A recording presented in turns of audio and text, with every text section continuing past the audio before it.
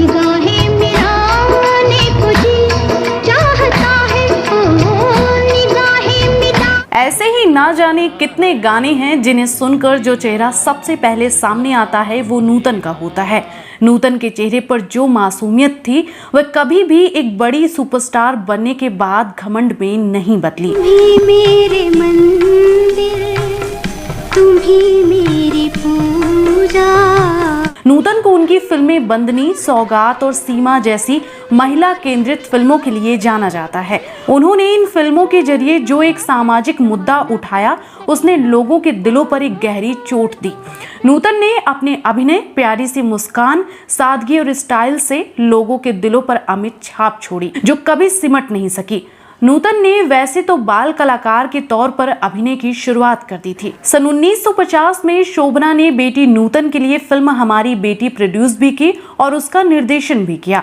इस फिल्म में नूतन की छोटी बहन और अपने दौर की दिग्गज अभिनेत्री तनुजा भी थी और सिर्फ एक लिमिट के लिए फिल्म में एक्टिंग कर लेती थी।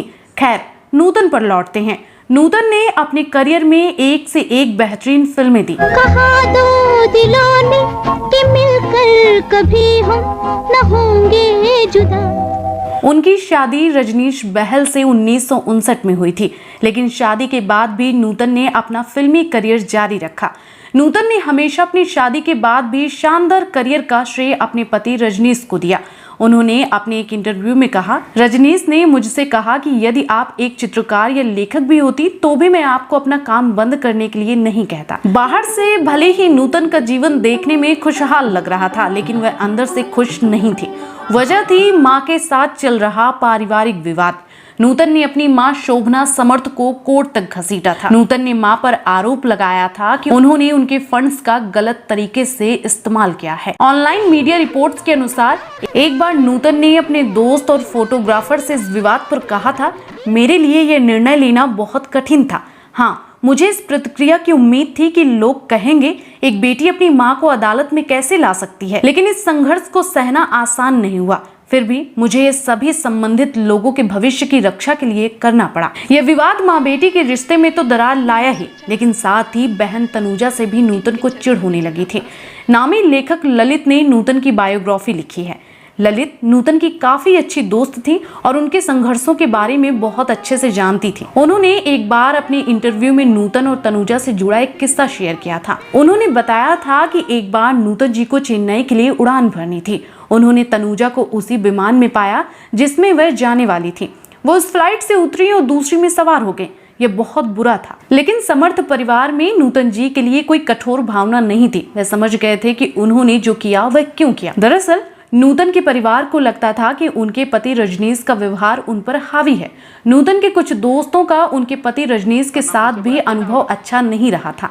हालांकि मोहनीश बहल जो बॉलीवुड के नामी सितारे हैं और नूतन के बेटे हैं, उन्होंने कहा था कि पापा को गलत समझा गया, उनकी छवि खराब करने की कोशिश की गई। ये पारिवारिक विवाद कई सालों तक चला। इस दौरान नूतन ने अपनी मां शोभना से एक बार भी बात नहीं की थी।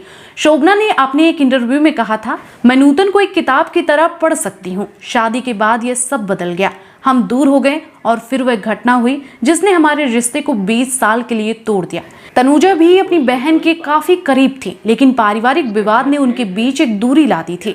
जब नूतन के साथ शोभना का विवाद बढ़ा तो वह मां के साथ ढाल की तरह खड़ी रही। जीना इसी के नाम शो में जब तनुजा बतौर मेहमान गई तो उन्होंने नूतन को लेकर कहा था, हम लोगों के बीच कुछ भी ठीक नहीं था, लेकिन जब सब ठीक हुआ तो बहुत बातें थी करने के लिए, लेकिन वह कर नहीं पाए। जिस माँ ने बेटी को फिल्म इंडस्ट्री में पहचान दिलाई, उस माँ के दिल पर तब गहरी चोट पहुंची होगी जब उनकी अपनी बेटी ने उसे अदालत की चौखट तक ला खड़ा किया था।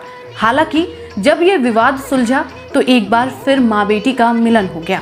दोनों के बीच सब कुछ ठीक था। 1990 में नूतन को कैंसर डिटेक्ट हुआ और 1991 में उन्होंने इस दुनिया को अलविदा कह दिया। नूतन के गुजर जाने के बाद एक इंटरव्यू में शोभना समर्थ ने बेटी को याद करते हुए कहा था, जब नूतन गई तो मुझे उसके जाने का एहसास तक नहीं हुआ। अंतिम संस्कार से घर वापस आने के बाद मैंने कहा, लाओ खाना दो, जैसे कुछ हुआ ही नहीं था।